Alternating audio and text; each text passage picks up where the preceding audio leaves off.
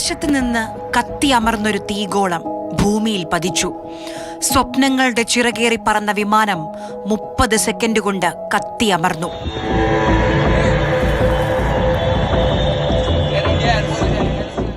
$242 യാത്രക്കാരുണ്ടായിരുന്നു ആ air India വിമാനത്തിൽ.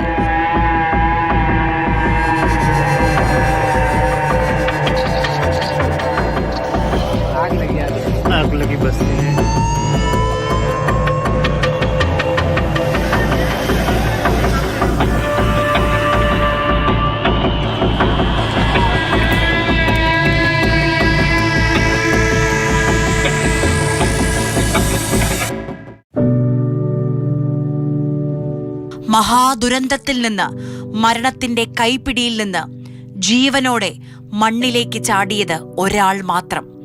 തീഗോളം കടന്ന് തിരികെ ജീവിതത്തിലേക്ക്. വിശ്വാസ് കുമാർ രമേശ്.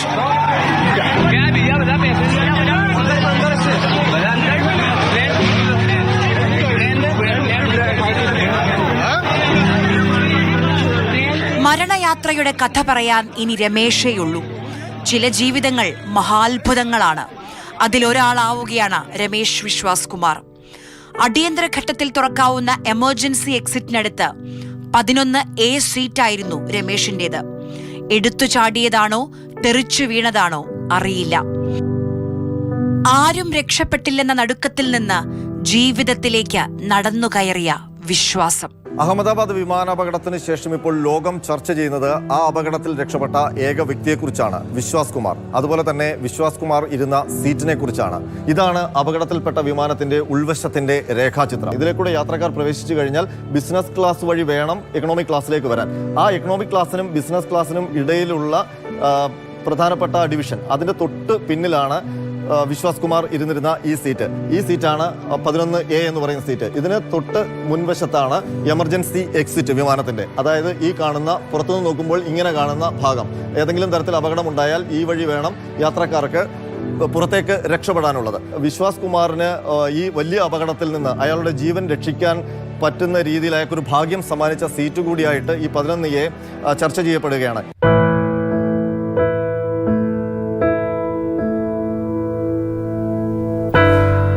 ഇനി നാട്ടിലെ ജോലി മതി, പുതിയ വീട്, അർബുദബാധിതയായ അമ്മയെ പരിചരിക്കണം, മക്കളെ നല്ല നിലയിൽ വളർത്തണം. ഈ സ്വപ്നങ്ങളെല്ലാം യാഥാർത്ഥ്യമാക്കാൻ വേണ്ടിയാണ് പത്തനംതിട്ട പുല്ലോട് സ്വദേശിനി രഞ്ജിത ജീവിച്ചതത്രയും.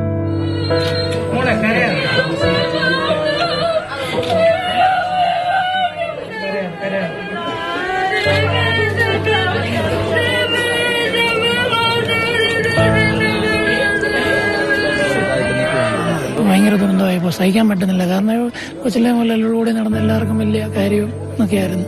എല്ലാവരും വന്നു കഴിഞ്ഞ് എല്ലാവരും വീട്ടിൽ പോവുകയും സംസാരിക്കുകയും എല്ലാവരോടും നല്ല ഒരു ബന്ധം പുലർത്തിരുന്ന കുട്ടിയാണ്. ഇനിയിപ്പോൾ എന്താ കുഞ്ഞുങ്ങളുടെ കാര്യം എന്താണെന്ന് ദൈവത്തിനറിയാം. 2 മാസം മുമ്പ് അവൾ വന്ന് കണ്ടതായിരുന്നു. ഇവിടെ അമ്പലത്തിലെ പരിപാടിക്ക് വന്നിരുന്നു, അന്ന് കണ്ടതാണ്. ഇപ്പം കഴിഞ്ഞ ദിവസം വന്നിട്ട് പോയതേ ഉള്ളൂ. പിള്ളേരൊക്കെ ഇവിടെ ആയതുകൊണ്ട് അവിടുത്തെ ശമ്പളം വേണ്ട എന്ന് വെച്ചിട്ട് ഇവിടെയൊക്കെ എങ്ങനെ സെറ്റിലാകാൻ വേണ്ടിയുള്ള ഇതിനു വേണ്ടി ഓടി വന്നത്.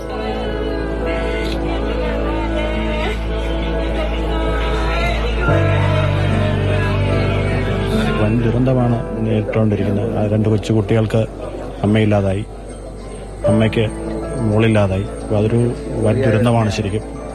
ഒരു അമ്മ അസുഖകാരിയാണ്. എന്താ പറയാ, സംഭവിക്കാനുള്ള സംഭവിച്ചു.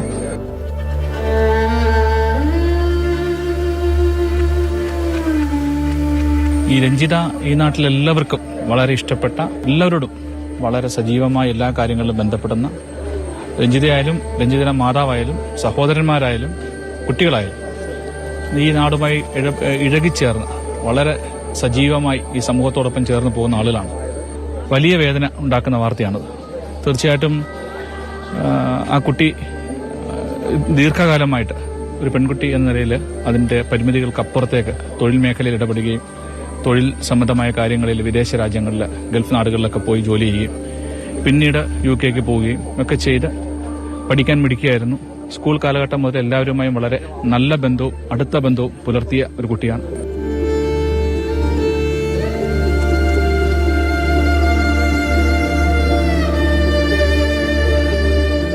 പണി പൂർത്തിയാകാത്ത വീട്, ആഗ്രഹങ്ങളൊക്കെ പാതി വഴിയിൽ ബാക്കി വെച്ചു പോയ രഞ്ജിതയുടെ വേർപാടിന്റെ സങ്കട കാഴ്ചയാകുന്നു. ഈ കാണുന്ന വീടിൻ്റെ 2 മുറിയും ഒരടുക്കളയുമെങ്കിലും വേഗം തന്നെ പണി തീർത്ത് അമ്മയും 2 മക്കളെയും ഇതിലേക്കൊന്ന് മാറ്റി പാർപ്പിക്കണമെന്നുള്ളതായിരുന്നു രഞ്ജിതയുടെ ഏറെക്കാലമായുള്ള ആഗ്രഹം.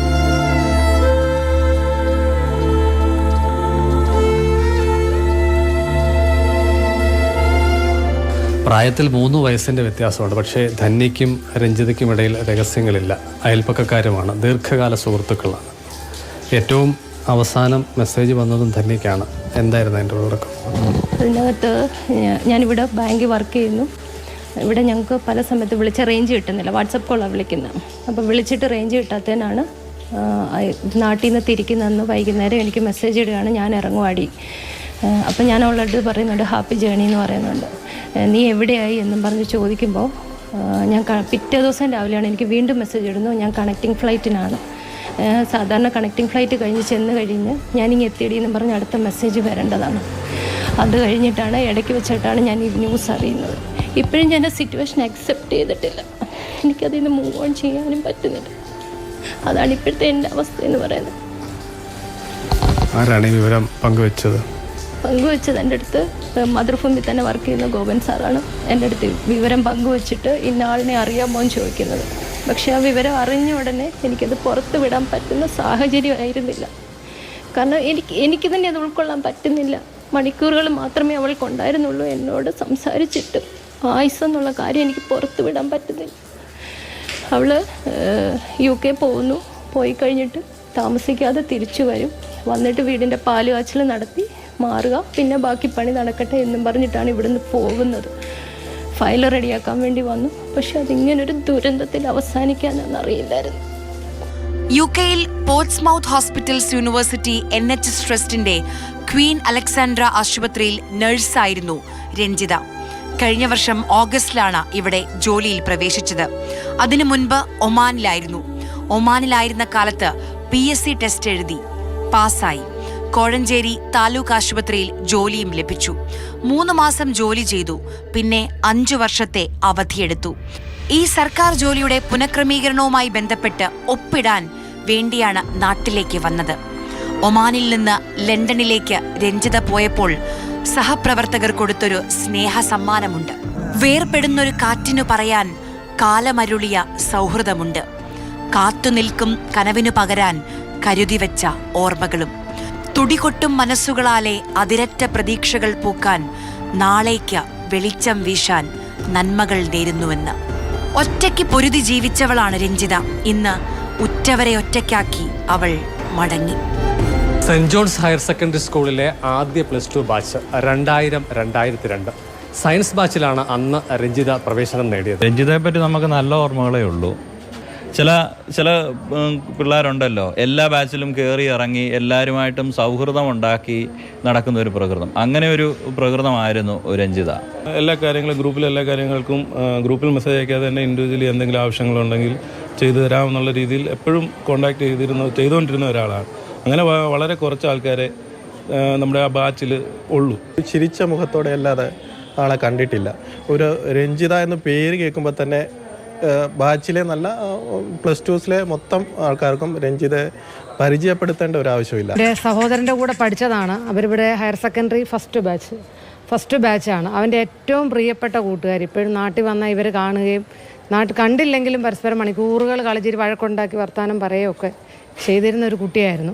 ഞാൻ അവനെ വിളിക്കുമ്പോഴും അവനിരുന്ന് കരഞ്ഞുകൊണ്ടിരിക്കുകയായിരുന്നു. കാരണം അത്രമേൽ അടുപ്പമായിരുന്നു ഇവല്ല. എൻ്റെ അമ്മ ഇവിടുത്തെ ടീച്ചറായിരുന്നു. അപ്പം അമ്മ ഇത് കഴിഞ്ഞപ്പം പറയുന്നു, അവൾ കളിച്ചുകൊണ്ട് ഇതിലെ ഓടി നടക്കുന്നതാണ് ഓർമ്മ വരുന്നത്, അല്ല അവളെ ഇങ്ങനൊന്നും കാണുന്ന പോലും ചിന്തിക്കുന്നില്ല എന്ന് പറഞ്ഞിരുന്നു.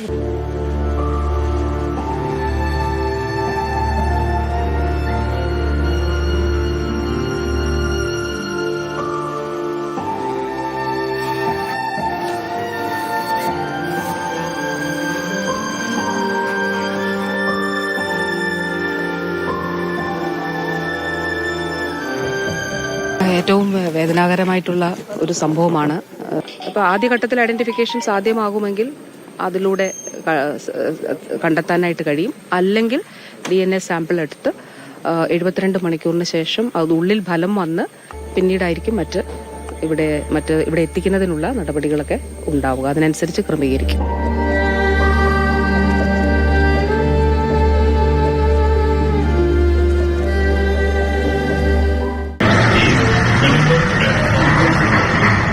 Takeoff time was around 1:10. Just because of 10 minutes, I am not able to travel. 10 minutes. ആ ശബ്ദം കേട്ടോ? 10 മിനിറ്റിൽ ലോകം മാറി മറിയുമെന്ന് ആ ശബ്ദം നമ്മളോട് പറയുന്നുണ്ട്. ട്രാഫിക് ബ്ലോക്ക് ആയിരുന്നു. അഹമ്മദാബാദ് വിമാനത്താവളത്തിലെത്താൻ ഭൂമി ചൗഹാൻ 10 മിനിറ്റ് വൈകി. ചെക്ക് ഇൻ കൗണ്ടർ അടച്ചു. കരഞ്ഞു പറഞ്ഞു വിമാനത്തിൽ കയറ്റാൻ. സാങ്കേതിക തടസ്സം പറഞ്ഞ് സമ്മതിച്ചില്ല. വിമാനം പറന്നുയർന്നു.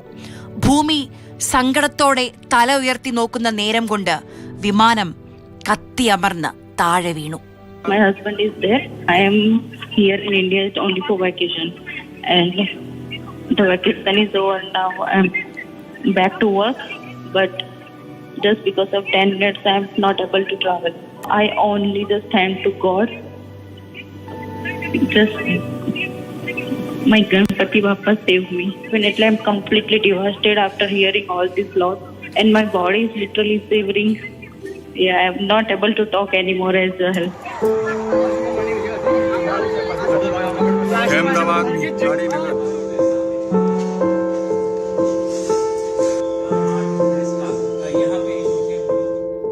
സമയം ഉച്ചയ്ക്ക് 1:40. BJ മെഡിക്കൽ കോളേജിന്റെ ഹോസ്റ്റൽ മെസ്. പകുതി കഴിച്ച ഭക്ഷണപാത്രങ്ങൾ. ഉച്ചഭക്ഷണം കഴിച്ച് തിരികെ ക്ലാസ്സിലേക്ക് ഓടാനിരുന്ന വിദ്യാർത്ഥികൾ. തകർന്നു വീണ് കിടക്കുന്ന വിമാനത്തേക്കാൾ ഉൾക്കിടിലമുണ്ടാക്കുന്നുണ്ട് ഈ കാഴ്ച.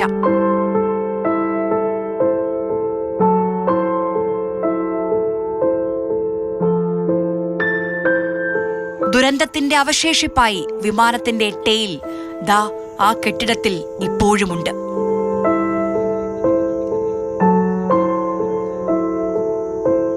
പല ദൃശ്യങ്ങൾ ഇന്നലെ പുറത്തു വന്നിരുന്നു. അതിൽ പലതും നമുക്ക് കാണിക്കാൻ പറ്റാത്തതാണ്. റോഡിലെല്ലാം തന്നെ ചിന്നി ചിതറി കിടക്കുന്ന പല ദൃശ്യങ്ങളടക്കം പുറത്തു വന്നിരുന്നു. ഒരുപാട് ആളുകൾക്ക് കുടുംബത്തെയും ജീവനും സ്വത്തും എല്ലാം നഷ്ടപ്പെട്ടൊരു അവസ്ഥ തന്നെയാണ് ഉണ്ടായിരിക്കുന്നത്. ക്യാന്റീനിലെ ക്ലോക്ക് ഒരു നിമിഷം നിശ്ചലമായി. ആകാശത്ത് നിന്ന് പതിച്ചത് അഗ്നിഗോളമായി. കണ്ണു തുറന്നവർ കണ്ടത് കൂട്ടുകാരുടെ കത്തിക്കരിഞ്ഞ മൃതദേഹങ്ങളാണ്. പാത്രത്തിൽ പാതിവെച്ച ഭക്ഷണം.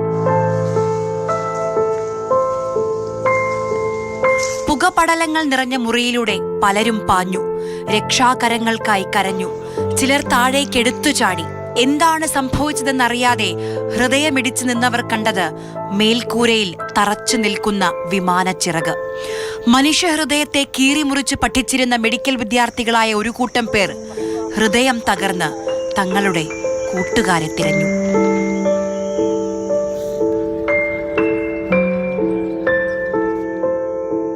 MBBS പഠനം കഴിഞ്ഞ് ആകാശത്തോളം ഉയരത്തിൽ കുതിച്ചു പറക്കാൻ, കരിയറിൽ മികച്ച നേട്ടം കൊയ്യാൻ, ആതുര സേവനം ജീവിതമന്ത്രമാക്കാൻ കൊതിച്ച വിദ്യാർത്ഥികളെയാണ് തീഗോളമായ കൂറ്റൻ വിമാനം കവർന്നെടുത്തത്.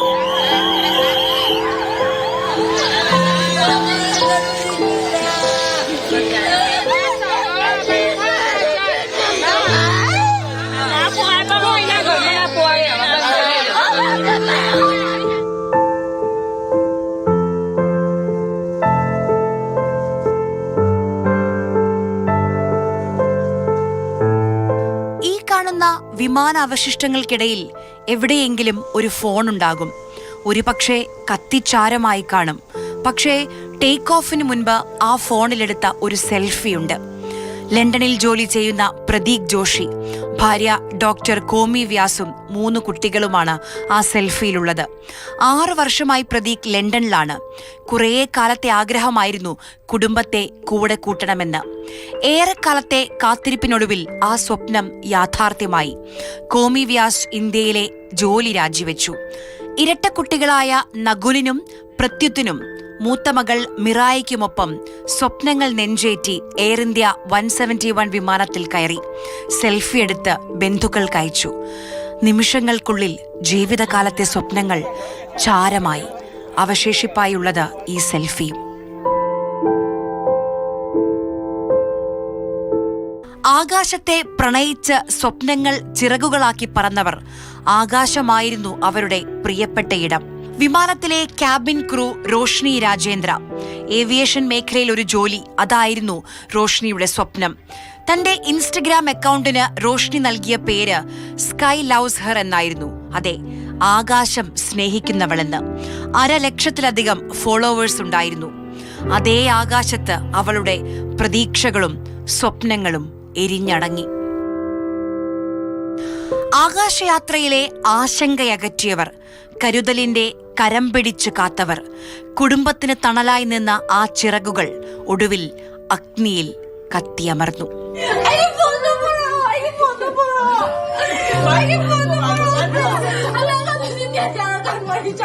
വംശീയ കലാപം മുറിവേൽപ്പിച്ച മണിപ്പൂരിന്റെ മണ്ണിൽ നിന്നാണ് നക്തോയും സിങ്സണും പറന്നുയർന്നത്. സിങ്സൺ കുക്കി വിഭാഗത്തിൽ നിന്നും നക്തോയ് മെയ്തി വിഭാഗത്തിൽ നിന്നുമാണ്. വംശവെറിയുടെ പേരിൽ സ്വന്തം നാട്ടുകാർ തമ്മിലടിക്കുമ്പോഴും പരസ്പരം സ്നേഹിച്ച് ഒന്നിച്ച് അകലമില്ലാതെ ആകാശത്ത് ജോലി ചെയ്യുകയായിരുന്നു ഇരുവരും. എല്ലാ വെറികളെയും ഇല്ലാതാക്കുന്ന മരണവും അവരെ തേടിയെത്തിയത് ഒന്നിച്ചാണ്, വിമാനത്തിലും മരണത്തിലും ഒരുമിച്ച്.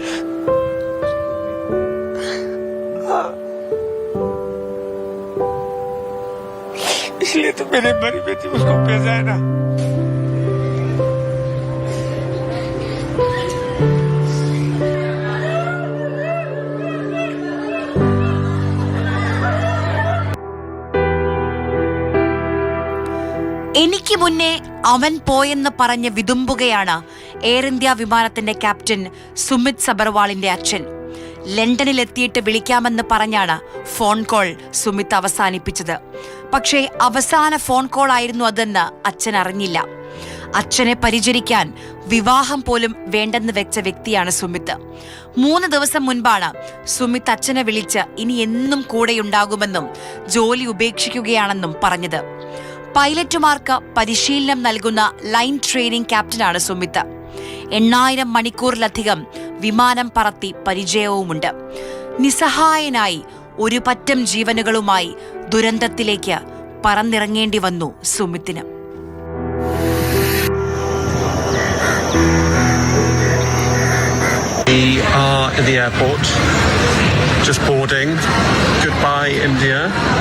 Good bye India. സന്തോഷത്തോടെ മടങ്ങുന്നു. ഫിയോങ്കൽ ഗ്രീൻലോ മീക്കും ജേമി മീക്കും ഇൻസ്റ്റഗ്രാമിൽ പങ്കുവച്ച അവസാന വീഡിയോയാണിത്. ലണ്ടനിൽ നിന്ന് ഇന്ത്യ കാണാനും ഇന്ത്യയെ അടുത്തറിയാനുമാണ് ഈ ഗേ ദമ്പതികൾ എത്തിയത്.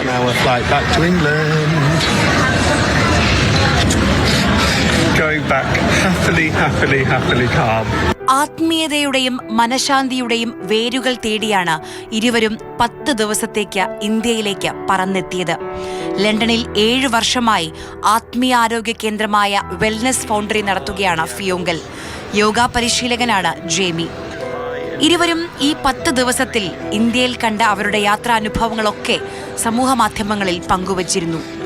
ജീവിതത്തിലും യാത്രകളിലും അവസാനം മരണത്തിലും ഒരുമിച്ച സ്നേഹമായി മാറുന്നു ഫിയോങ്കലും ജേമിയും.